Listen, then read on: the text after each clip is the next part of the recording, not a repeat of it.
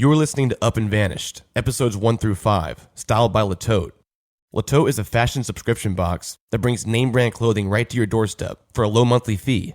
Go to latote.com and use the promo code VANISHED and get 50% off your first month. That's latote.com, promo code VANISHED. When I would talk to people, they would say they're never going to find her because she's in some swamp or she's in some well. And those people were right, because 10 years now. And I mean, you always have hope that she'll ever be found. And at this point, I'm really doubting she ever will be found. I mean, because this is basically swampland. I can tell you want to solve this. That would be your ideal ending, I'm sure. Unless this gets shook up and it gets approached in a different way, it's not gonna, nothing's gonna ever happen. And that's probably gonna be really hard to do.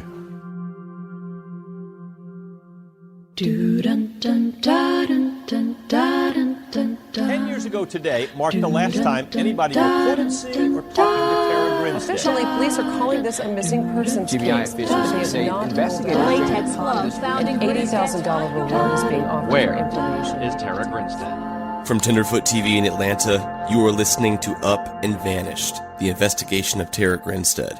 I'm your host, Payne Lindsay. The person talking in the first segment is Dusty Vassy, the lead reporter for the local newspaper called the Ocilla Star. He reached out to me and offered his help. We're in. He took me to an old office in downtown Ocilla.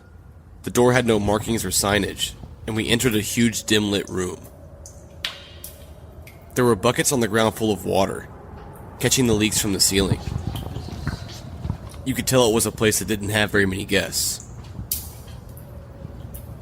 On the back wall was a shelf full of hardbound newspaper archives.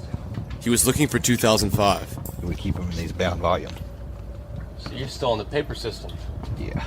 2005, where you at?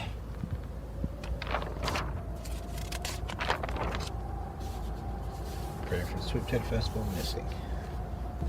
This would be the Wednesday. Tara was reported missing at 8:50 a.m. on Monday, October 24th. And by that Wednesday, she was already in the paper. You could tell that people really were worried. People that worked with her and stuff. Like, there was a teacher that I knew that, I mean, you could tell she was very concerned that this, it was more than just concerned. It was like, at that point, they realized something bad's happened. You know, it wasn't just, she's gone off or whatever. Dusty went to his desk for a minute and left me alone with the archives. As I was flipping through, I noticed a small piece of paper wedged between two pages. It looked like a makeshift bookmark. When I pulled it out, I realized it was actually a piece of Tara's missing poster that had been cut into fours, and the print date on the bottom was October 24th, the day she was reported missing. All of a sudden, I felt like I was in a movie scene, and I had found some big clue. I was almost positive it was nothing, but I called Dusty over anyways. What is that? That says Tara's name on it.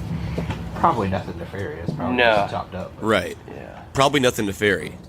But then we found a whole bunch of them. Like a lot more. Oh my goodness. There's all sorts of them.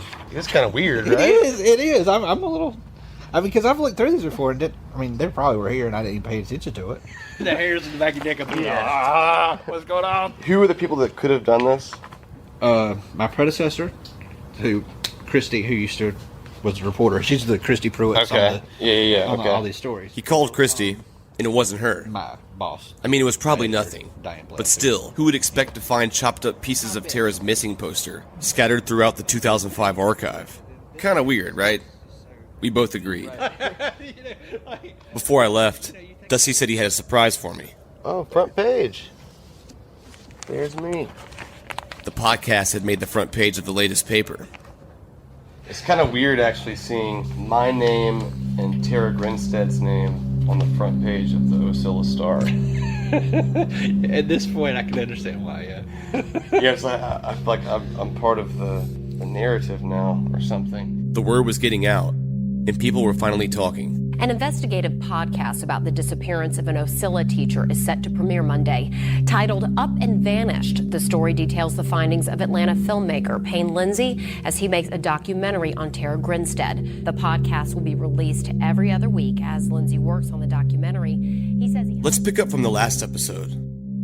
So my grandma's friend Melba told her that Tara went to a former student's house in Fitzgerald before going back to the barbecue that night in Ocilla. If this is true, it's a major discrepancy in Tara's timeline. Is there another person that we've just never known about? I wrote some questions down, and I gave Melba a call. My grandma said that you saw Tara that Saturday at the beauty pageant, correct?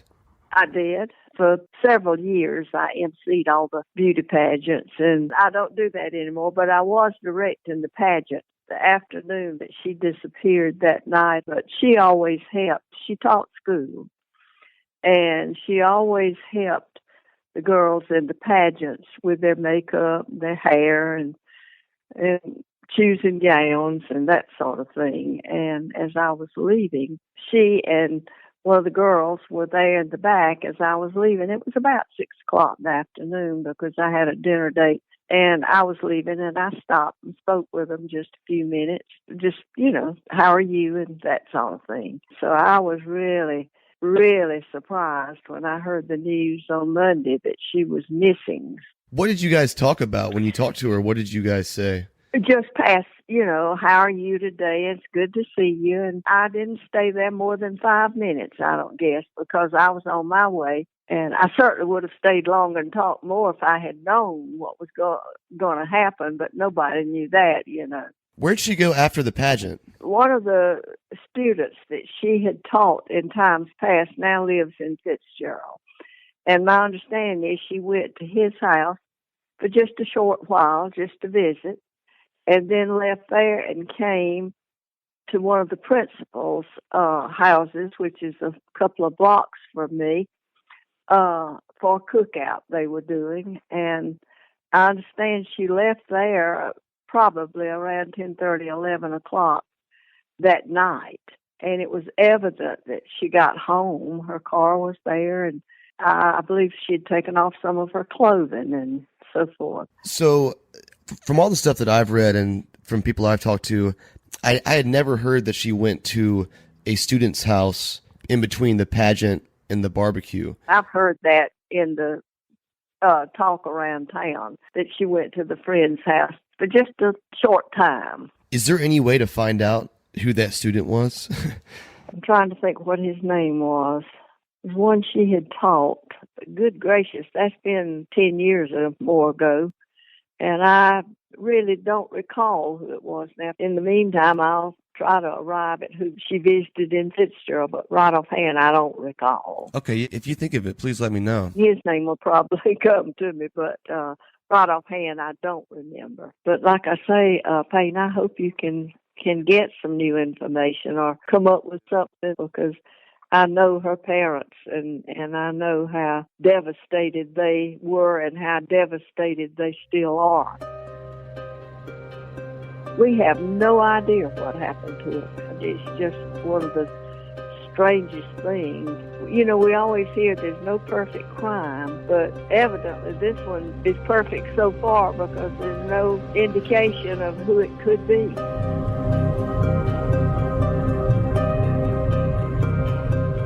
I wasn't really sure what to make of that. Melba seemed to think that Tara's visit to a student's house was just common knowledge, but I couldn't find it anywhere. She said she heard it in the talk around town, not the most reliable sounding source. Really, other than Melba just saying she heard this happened, I don't really have anything at all. It was time for a second opinion. Fashion should not have to cost you a fortune. With Latote, you can rent your look and get new clothes every single day. You can get up to $700 worth of clothing for only $39 a month. Yes, $39 a month. My wife has always complained about shopping for clothes, but she loves new clothes. For the past month, she's been using Latote to upgrade her wardrobe. In my most recent box, I got a shirt that was great because I opened it at night, not knowing what I was going to wear to work the next day, and I just put that on and wore it to a conference. It was really cute.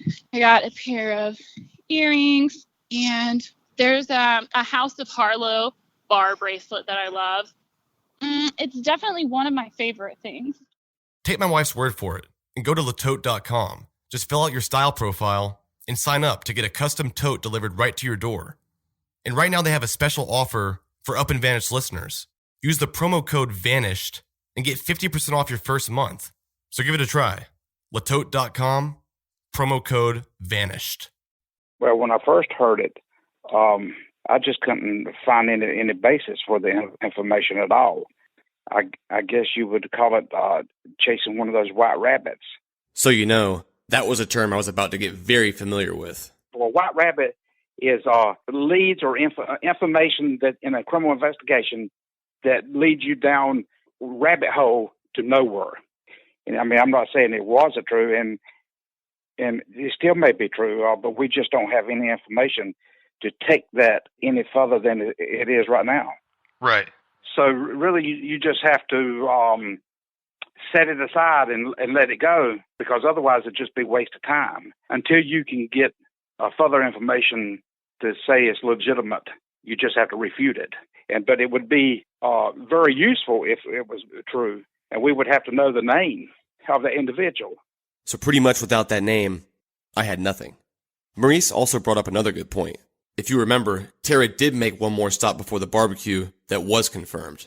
She met her landlord's son, Rhett Roberts, at the curb of the road, only for about 15 minutes before heading over to the barbecue. Was Melba confusing this with some student in Fitzgerald? It's very possible that she's talking about Rhett Roberts, but he's not a former student. Okay, so Rhett was not a former student of Tara's. No, they were about the same age. And she got to Rhett's around what time? I would say around 20 minutes to 8, to quarter to 8. So you're saying that the time gap is pretty small for that to happen? Yeah. In fact, the whole timeline of this entire case is pretty narrow. What's the earliest Tara could have left the pageant, you think? I would say 7:15. So does Tara stopping at a student's house for a minute sound far-fetched for the timeline, or is it still possible? Well, in an unknown case, unsolved case as this, with the twists and turns in it, it's possible. Is it probable? No. So really I was back to square one. Until I had that name, there was really no further way to verify this ever actually happened. And even if I could prove it was true, would it lead me to what happened to Tara? The term white rabbit was bouncing around my head for a couple days. And just like clockwork, white rabbits were falling in my lap. I have been it's true God-given revelations with me. I'm not going to throw God at you, shove God down your throat, but there is a lot that's been going on. Her remains is within the park here in Ocilla, Cumbee Park. I have absolutely no doubt. It's called Cumbee Park. The park was never searched 10 years ago. It was in such an obvious place, everybody overlooked it, nobody even thought nothing about it. Not even I. I was shocked. I took all the information, like I said, the GBI. It all came about with me March of last year. I boldly, bravely, 100%. Like I said, God's gave me a job to do, and I'm going to do it. And ain't none of them going to back me down, sit me down, and shut me up.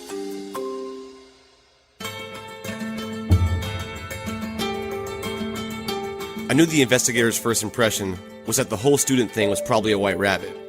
And as much as I believed him, the rookie investigative mind of mine just couldn't let it go. Besides the fact that we didn't have a name for this guy, he also said the timeline was really narrow for Tara to have gone anywhere else that night. But before I just completely ruled it out, I had to test it myself. I decided to time the route that Tara most likely took that night. Either way, I figured it'd be useful information.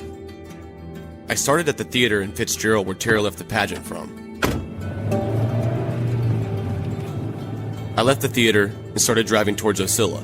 Starting route to Ocilla. My first stop was Rhett Roberts' house, which I found out was only a couple blocks from the barbecue. I actually had to drive past the house where the barbecue was held to get to Rhett's house. The destination is on your right. So Tara didn't just see Rhett at the curb of the road. It's likely that they had planned to meet there. It took 13 minutes and 7 seconds to get to Rhett's house from the theater. 1 minute and 22 seconds to get back to the barbecue. All of this stuff was just a lot closer than I thought it was. So if Tara left the pageant at 7:15, drove straight to Rhett's house, stayed for 15 minutes, then went to the barbecue, she would have easily arrived before 7:45. Assuming that all accounts of her time are true, she would have at least 15 minutes to spare. Was it enough time for Tara to go somewhere else real quick? I think so. Was it likely? I don't know. I decided to give the whole student theory a rest for now. There were some other prominent figures in this case that I really needed to focus on. It's now been 2 weeks since a former beauty queen disappeared in Georgia. 30-year-old high school teacher Tara Grinstead was last seen at a dinner party with friends. Anita Gaddis joins this morning. She's Tara's sister. Good morning. Good morning, Hannah. Anita, I'm sure this is just a terrible time for you and your family. Can you fill us in a bit on this story? Maybe our viewers will be able to help you out. The last time your sister was seen was about 11 p.m. on October 24th. What did police find when they went to her home? Well, they didn't find a lot. The house was locked. Her cell phone was back in the charger. She always takes her cell phone with her everywhere she goes. Her purse and her keys were missing. The car was home, but it was unlocked, which is very unusual. Tara always kept her car locked. Is there any chance she might have left under her own free will with someone that she knew? I think that's how it started out, and then something went very wrong after that. I don't know if it started out to be an abduction and she was just lured out of her home, or she went with somebody and then something happened. I'm just not sure, but I really do feel like it is an abduction at this point. Authorities are really frustrated because they say they haven't come close yet to calling anyone a suspect, but they have questioned a couple of key people, one of them being a former boyfriend of your sister's. What can you tell us about him? They broke up approximately 9 months ago. He has been questioned many times at length. He has obtained an attorney. They had a very bad argument, I just found out several days before she went missing, concerning an 18-year-old that he was dating, and my sister did not think that her parents would approve of a 30-year-old dating an 18-year-old. I was told that she threatened to tell the parents, and they had a very heated argument over this. Shortly after Tara went missing, the first major person of interest in this case was her ex-boyfriend, Marcus Harper. To get you up to speed on Marcus, I'll have my friend Rob detail his background. Marcus Harper was Tara's long-term boyfriend of 5 years. They met in 1999 through a mutual friend named John David Anderson. Around that time, Marcus was an officer at the Ocilla Police Department. Marcus joined the Army after the 9/11 attacks in 2001. He went on to become an Army Ranger and served in Iraq. In September of 2005, Marcus was still serving overseas, but in October he returned home to Ocilla for 3 weeks. Marcus and Tara's relationship had become pretty rocky at that point, and when Marcus arrived back home, he didn't tell Tara he was there. It was during those 3 weeks back at home in Ocilla that Tara disappeared. Marcus told Fox News commentator Greta Van Susteren that Tara had ended their relationship well before she went missing. He said he felt a little rejected at first, but that we continued to be friends. Harper, in the televised interview with Fox, described his relationship with Tara as a commitment. "We did not date other people," he said, "but I was honest with her when I said I had no intentions of marriage." After they broke up, Marcus said in the interview that she was very irrational and she told me that if she found out I was dating someone, she would commit suicide.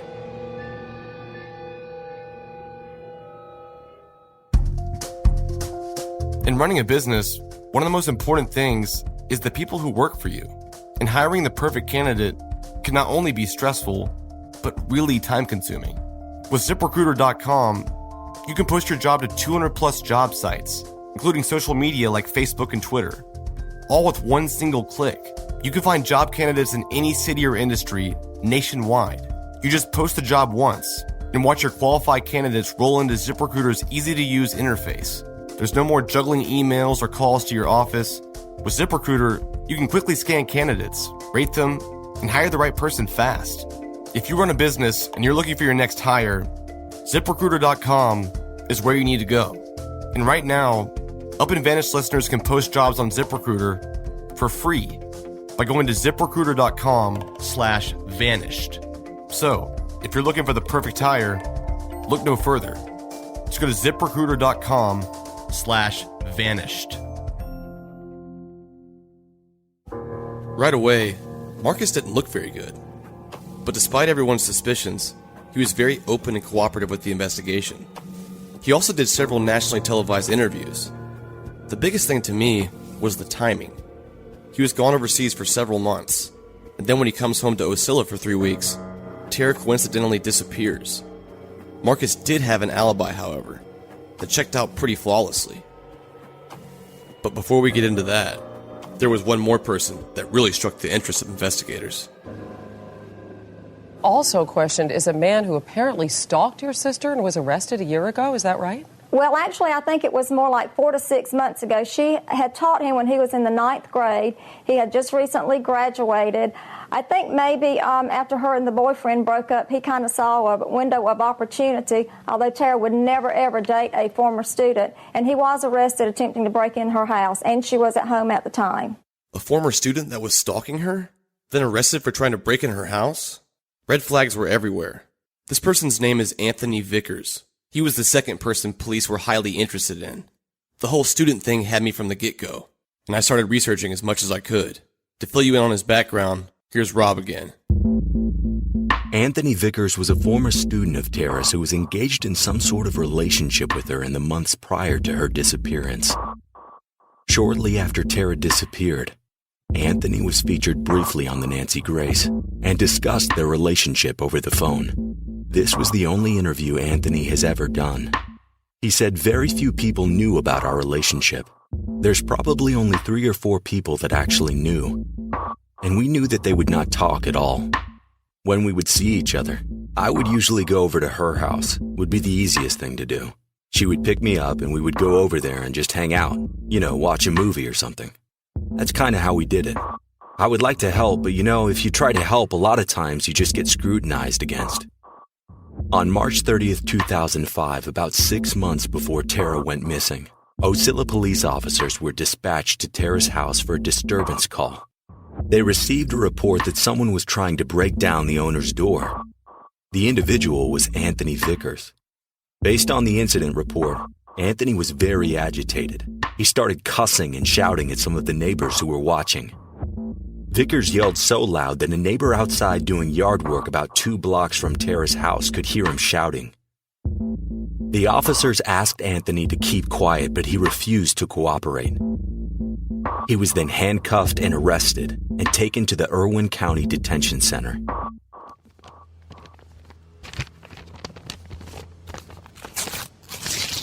I made an open records request with the Ocilla Police Department to obtain a copy of Anthony's arrest report. With all the rumors flying around this town, I had to verify this incident myself. Chief Billy Hancock with the Ocilla PD was very helpful in getting me this information. In the report, Tara had made a handwritten statement to police, some of which said this: Anthony's behavior was abnormal and was very aggressive on this day. I was very scared for my well-being, as well as scared about Anthony. Anthony invaded my privacy in my home, while doing so in a raging and out-of-control manner. Anthony's written statement seemed to tell a different story. He claimed that he was actually getting in his car to leave when the police arrived, and they screamed at him to step away from his vehicle. He also stated that an officer ran towards him and chest bumped him, almost knocking him over, and that he never once tried to resist arrest. According to Tara's friends and family, Anthony's relationship with her was some sort of delusion or fantasy, but I wondered if maybe there was some truth to it. I reached out several times to Anthony for an interview, but no luck. And the same for Marcus Harper, Tara's ex-boyfriend. These two were very tight-lipped about this case, and honestly, I could totally see why. In the meantime, I was able to get a hold of somebody. His name is Noah Griffin. He knew Tara for several years and worked very closely with her in all the pageants. I was just thankful somebody close to her was willing to talk to me. Well, to sum it up, Tara was driven. She was very determined to succeed at whatever she set out to do. I knew for a fact that she would never leave. Everybody says, oh, she's gone, she's just run off, da-da-da-da-da-da. And I said, no, she wouldn't do that.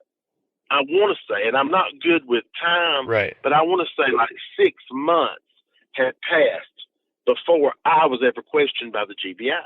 I told the GBI, I said, I could have went to her house at 2 o'clock in the morning and knocked on her door, and she'd have opened the door for me. Yeah. And why was I not a suspect from the get-go? When the GBI talked to me, they wanted to know if anybody had videotaped that pageant that night. Somebody at the party that night that she went to, that cookout, said when she left that she was going home to watch the video of the pageant. And I still to this day don't know if there was a video or if that was, and it's just like one night it just hit me that a distant cousin of mine, stepdaughter, was in the pageant, and he was to the left of us up against the wall with a video camera. Could this be the pageant tape that Tara was talking about? And if it is, does it actually help us at all? Regardless, if he still has it, I want a copy. This is the sad thing. There has been so much small town gossip and lies told that the truth will never be known. I've just been constantly racking my brain. There's not a day goes by that she doesn't run across my mind, and I don't try to relive that day and that time and what could have happened to her. There was a side of Tara that I didn't know. Yeah. Which was very well hidden. If it was in fact true, I try not to believe that it was. I know how people talk and how they gossip. I've had people say they've seen this and they've seen that. Well, I didn't see it, so if I didn't see it, I don't know it. You know what I'm saying? What side are you talking about? Very free with men. And one of them was a student.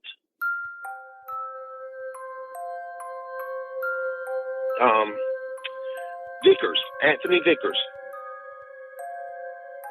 I heard his mother casually say in a crowd one time that she caught her climbing out his bedroom window one night.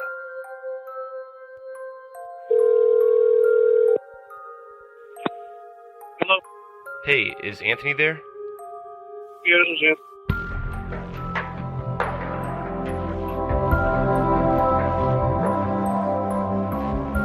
Thank you guys for listening to episode 2 of Up and Vanished. The response from episode 1 was really awesome. I just want to thank everybody out there who's listening. As for my grandma's cowboy cookie contest, I'll be announcing the winner of that on my website, upandvanished.com.